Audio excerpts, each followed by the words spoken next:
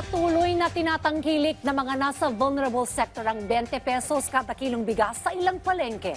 Yan ang ulat ni Vel Custodio.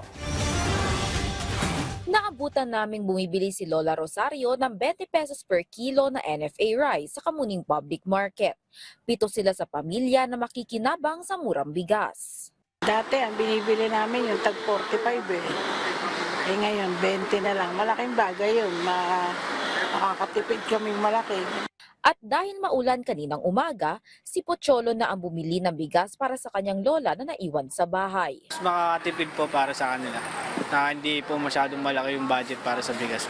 Mas malaki po yung natitipid namin kasi imbis na sa 5 kilo po is 300 plus po yung magagastos namin. Nasa 100 plus na nasa 100 na lang po. Patuloy na nakikiisa ang Department of Social Welfare and Development sa hakbang na administrasyon ni Pangulong Ferdinand R. Marcos Jr. na gawing mas abot kaya para sa mga nasa vulnerable sectors ang bigas sa pamamagitan ng 20 bigas meron na program.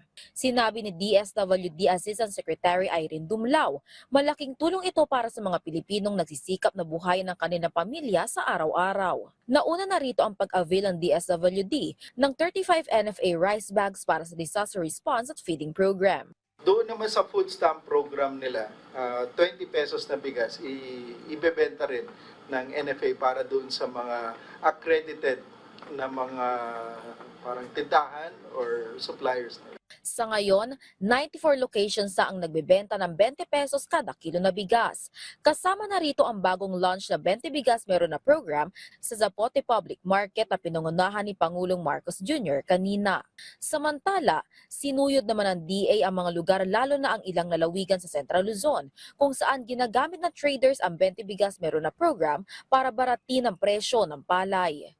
Hindi dapat gamitin yon na dahilan kasi yung 20 pesos na bigas, galing yon sa NFA na binili at 24 pesos. So why would they say na yun yung reason when in fact the palay na ginamit na maging bigas na ibinenta because may subsidy ang gobyerno doon eh. Hindi dapat gamitin yun na rason. Tiniyak naman ng DA na nananatiling stable ang presyo ng bigas sa merkado. Vel Custodio para sa Pambansang TV sa Bagong Pilipinas.